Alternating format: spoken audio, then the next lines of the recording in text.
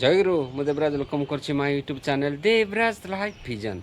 आपण मैंने केमती अच्छा मु तो भल अच्छे आशा कर ठाकुर आप भल थे भगवान समस्त मंगल करते आसन जा गोटे नव ब्लग को आज नव ब्लग आम कुआड़ जा आज जा गोटे जो विशेष सत्संग जा से विशेष सत्संग देखा आमर श्रद्धेय हेम भाई मान जाओ सुब्रत विश्वाल भाई गोटे सुंदर जाजन आपण मन केमती कौन लगुच निश्चय कमेंट करते जनइबे आ डेरी करवानी आसन जा देखा श्रद्धेय हेम भाई गोटे बहुत सुंदर जाजन आसतु संध्या सत्संग उपस्थित पूत पांजाधारी ऋतिक देवता महोदय भक्तिमती मातृमंडली श्रद्धेय गुरुभ्राता मंडली साधु सुंदर मंडली सान बड़ समस्त मोर आंतरिक जयगुरु निवेदन करे आज सत्संग अति हृदयस्पर्शी खूब भावदायी आमको प्रदान करिसेंती आमर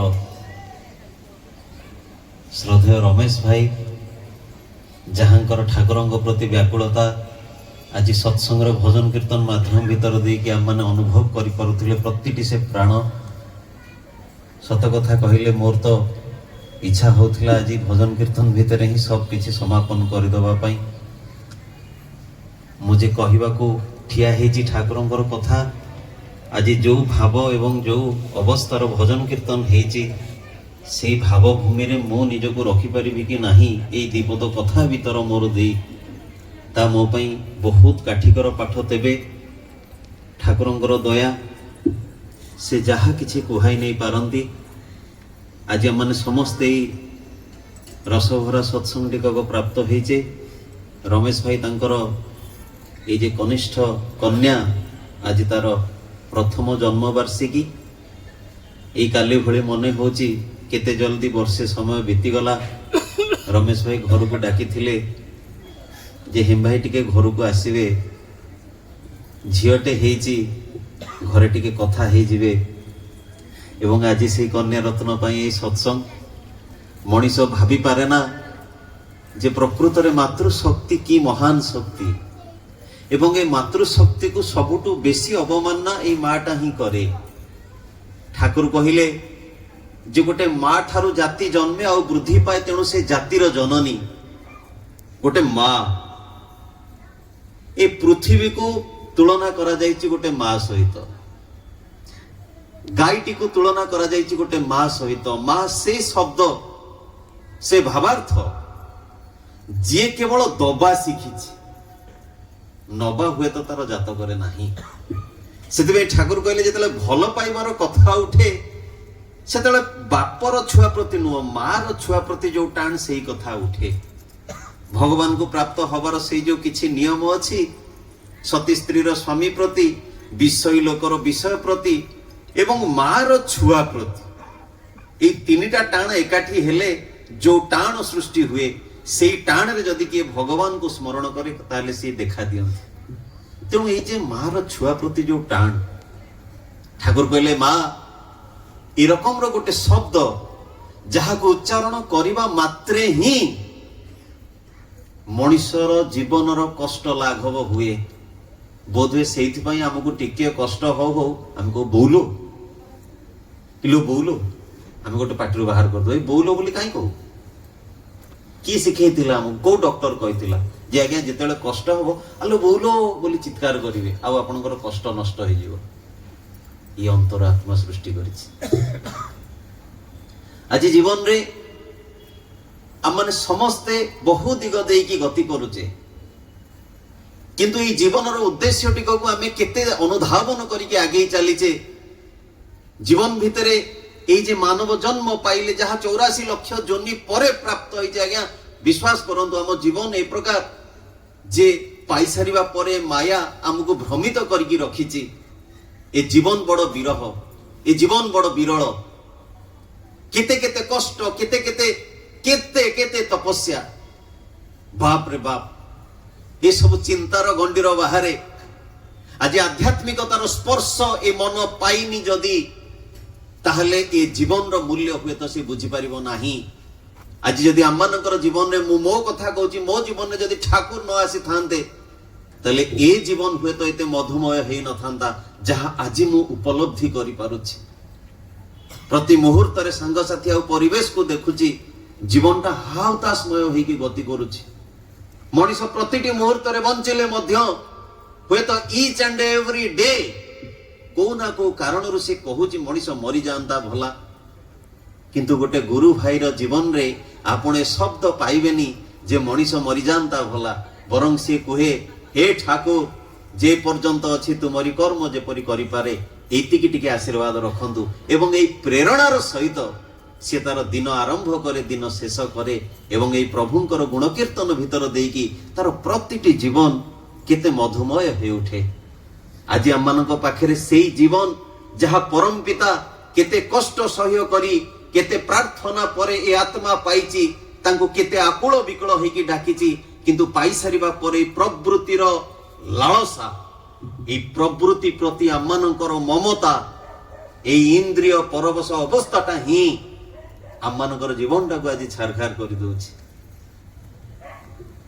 এই যে কথার খিয় ধরি কহিবা আরম্ভ করুଥିଲି, গোটে ঝিও জানিଛନ୍ତି ঝিও ভিতরে সম্ভাবনা কেতে। সে প্রতিটি মা অতীতরে ଯୋଉମାନେ ବି କନ୍ୟା ପ୍ରସବ କରିଛନ୍ତି ବା ଭବିଷ୍ୟତରେ କାହା ଘରେ ବି ଯଦି କନ୍ୟା ରତ୍ନ ଆସେ, କନ୍ୟା ଶବ୍ଦ ପଛରେ ଗୋଟେ ରତ୍ନ ଯୋଡା ହୁଏ। ଆଉ ଏ ହଉଛି ସେ ରତ୍ନ ଯାହା ଜଗତକୁ ଭଗବାନ ରୂପୀ ସମ୍ପଦ ଦେଇପାରେ। କାହିଁକି ନା ରାମଚନ୍ଦ୍ରଙ୍କୁ ଜନ୍ମ କରିଥିବା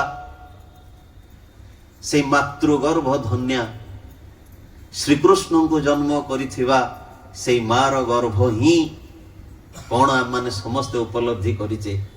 ତେଣୁ ଜଗତକୁ ଭଗବାନ ଆସିବାକୁ ହେଲେ ମଧ୍ୟ ଗୋଟେ ମାର ପ୍ରୟୋଜନ।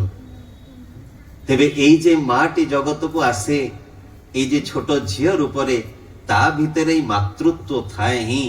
ତେଣୁ ପିଲାଟି ବୋଲି ତାକୁ ମାରେ ବୋଲି ଡାକିଦେଲେ ତା ଅନ୍ତର ଆତ୍ମାଟା ଖୁସି ହେଇଯାଏ।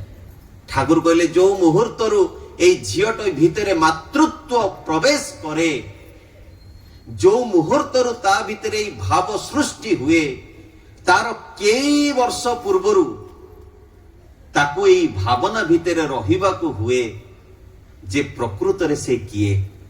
ଆଉ ଏ ସମସ୍ତ କଥା ମାର ଦାୟିତ୍ୱ ଯିଏ ଛୁଆଟିକୁ ଜନ୍ମ କରେ। ଆଜି ଯେ ଝିଅଟା ଭିତରେ ସଂସ୍କାର ଭରି ଦେବାକୁ ହୁଏ, ଆଜି ଯେ ଝିଅଟା ଭିତରେ ସେଇ ସ୍ୱାଭିମାନ ଭରି ଦେବାକୁ ହୁଏ, ଯୋଉ ସଂସ୍କାର ଆଉ ସ୍ୱାଭିମାନ ସେଇ ଝିଅଟା ଭିତରେ ପରବର୍ତ୍ତୀ ଜୀବନରେ ଅସତ ଚିନ୍ତା କରିବା ପର୍ଯ୍ୟନ୍ତ ବି ପଶ୍ଚାତପଟ ହବ। ଆଜି ଝିଅମାନଙ୍କ ଭିତରେ ସେଇ ସ୍ୱାଭିମାନ ନାହିଁ, ଆଜି ଝିଅମାନଙ୍କ ଭିତରେ ସେଇ ସଂସ୍କାର ନାହିଁ ଯୋଉ ସଂସ୍କାରଟା ତାକୁ କହିବ ଯେ ମୁଁ କିଏ ଆଉ କଣ କରୁଛି। ଯଦି ଜୀବନରେ ମଣିଷ ପ୍ରତିଟି ମୁହୂର୍ତ୍ତରେ ଏଇ ସଚେତନତାର ଭାବ ସୃଷ୍ଟି କରିକି ରଖେ, ଯୋଉଟା ତାର ବିବେକ ଭିତର ଦେଇକି କାର୍ଯ୍ୟଶୈଳୀ ହୁଏ, ବିବେଚନା କରିବାର କ୍ଷମତା, এই বিবেকটা যাহার যেতে জাগ্রত হয়ে যায়, সিয়ে সেতে মহিয়সী হয়ে যায় এবং পুরুষটা সেতে মহিয়ান হয়ে উঠে। সেতিপাই ঠাকুর কইলে যে এই বিবেকর কামটাকু আজি সুপ্ত করে দেইছি এই মন, আর এই মনটা প্রবৃত্তিমুখী হইকি সব কিছু ভণ্ডুর হয়ে যাইছি।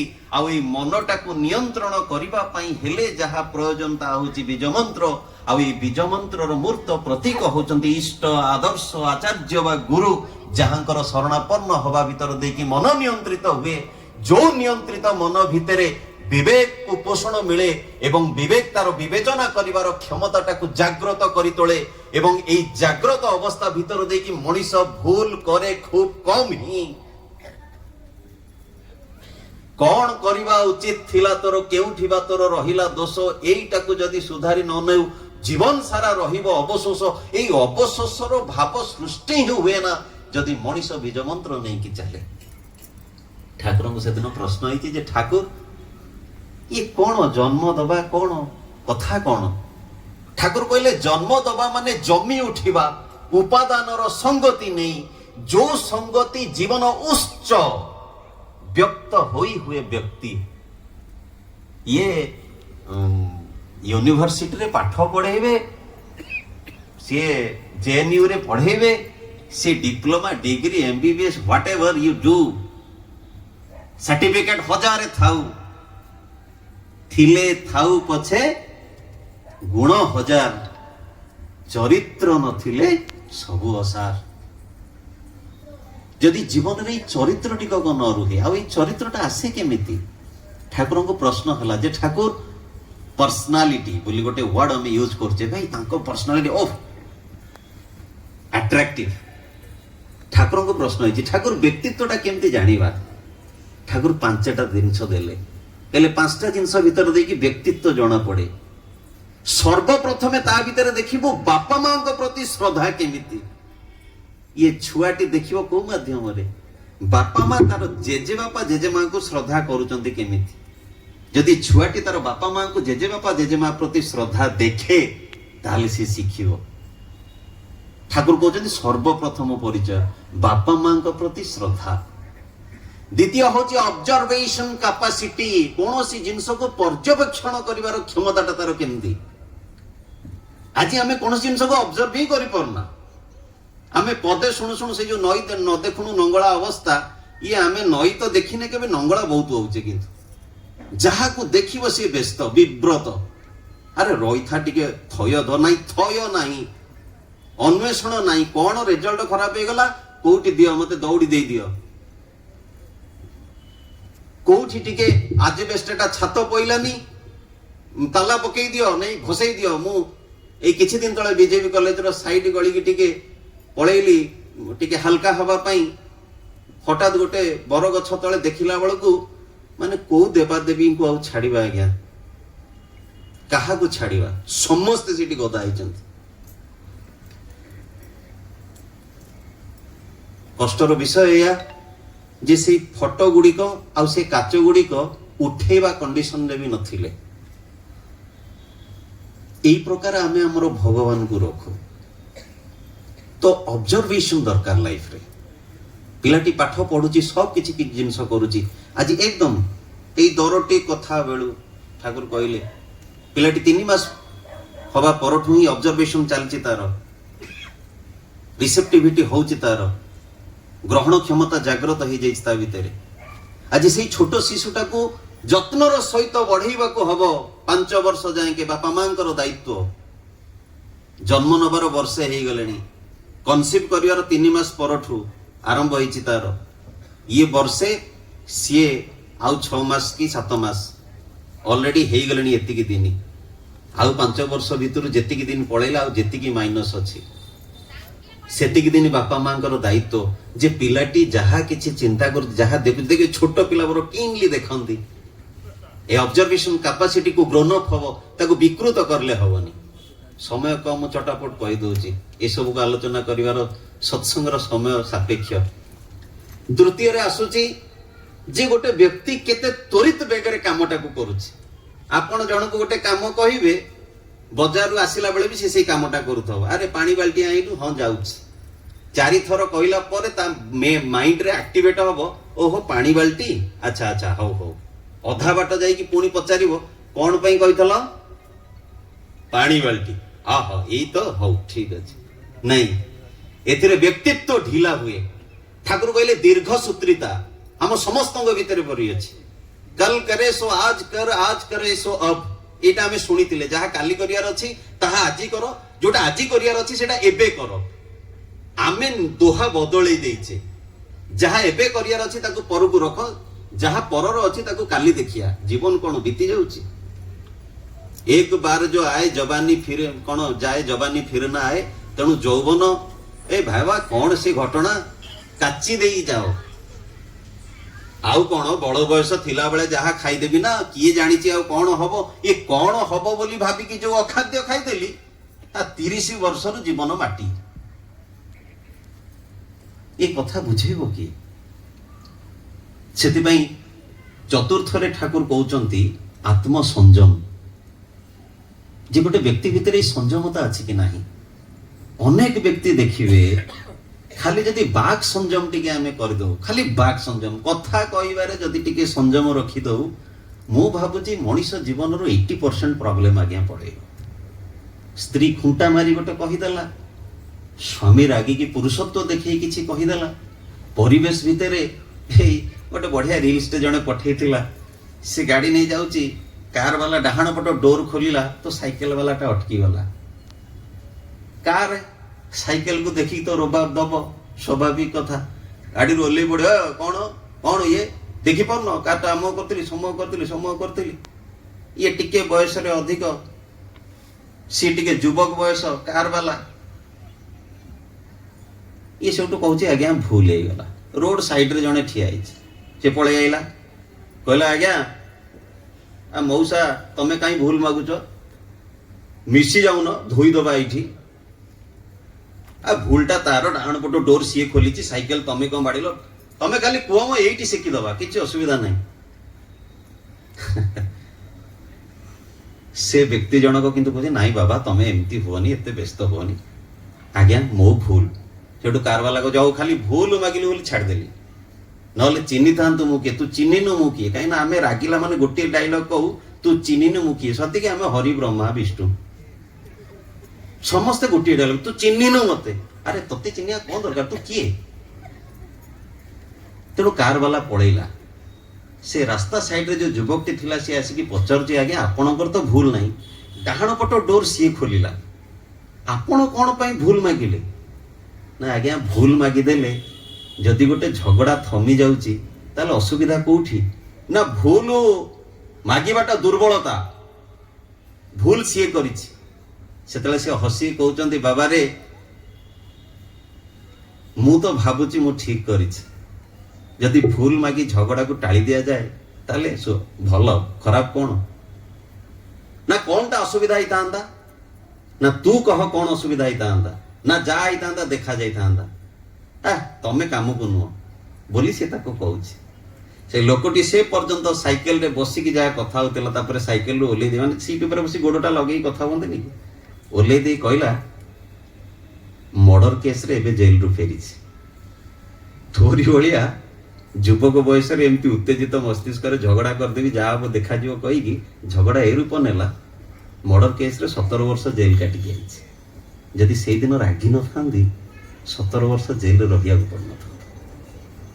ସେ ଯୁବକଟା ସାଇଡରୁ ସାଇଡକି ପଳେଇଲା ହାତ ଯୋଡିକି। ଆତ୍ମସଂଯମ ଯଦି ଟିକେ ଆପଣଙ୍କର ନିୟନ୍ତ୍ରଣ ଭିତରେ ଗୋଟେ ବିରାଟ ବଡ ବିପର୍ଯ୍ୟୟ କଟି ଯାଉଛି, ନଇଁ ଯାଆନ୍ତୁ ଆଜ୍ଞା। ନଇବାନି ଆମେ ସେ ଅସତ୍ ସେ ପାପ ପାଖରେ, କିନ୍ତୁ ନଇବାକୁ ହବ ଜୀବନରେ ଯଦି ବଞ୍ଚିବାକୁ ଚାହୁଁ, ସେଇ ଆତ୍ମସଂଯମ ଦରକାର। ଏବଂ ପଞ୍ଚମରେ ଠାକୁର କହୁଛନ୍ତି ଧାରଣା, କନସେପସନ। ଏଇ ଧାରଣାଟା ହିଁ ଆମମାନଙ୍କର କେମିତି ବ୍ୟତିକ୍ରମ ହେଇଯାଇଛି। ଜୟଗୁରୁ ସିଏ କିଏ, ଆମର ଧାରଣା ଅଛି ଧର୍ମଟା ଅମୁକ, এই পড়েইলা দশহরা পড়েইলা সব পড়েইলা, এই না ধর্ম কাহার, মা ମାନଙ୍କର। কার্তিক মাস ସିଏ ମୁର୍ଜ ପକେଇବେ, ଇଏ କରିବେ ସିଏ କରିବେ, ଆଇଁଷ ଖାଇବେନି। କେତେ ଭାଇ ମାନେ ତା ଦେହରେ ଅଛନ୍ତି ଯେ ପାଟି କଷା ହଉଛି, ତୁ ଯଦି ଖାଇବୁ ବାହାରେ ଖାଇକି ଆସିବୁ। କାର୍ତ୍ତିକ ମାସ ପରେ ଛାଡ ଖାଇ କରାଗଲା, ଛାଡ ଖାଇର ଅର୍ଥ ଆମେ ଅଲଗା ବୁଝିଲେ। ତେଣୁ ସେ ଯାହା ବି ହଉ, ସତ୍ସଙ୍ଗର ସମୟ ଅତିକ୍ରାନ୍ତ ହେଇଯାଉଛି, ମୋର ବିକଳ ମନ କଣ ନାହିଁ କଣ କହିଯାଉଛି ମୁଁ ବି ନିଜେ ଜାଣିନି। ଆଜି କହିବାର ସେମିତି କୌଣସି ଇଏ ନଥିଲା।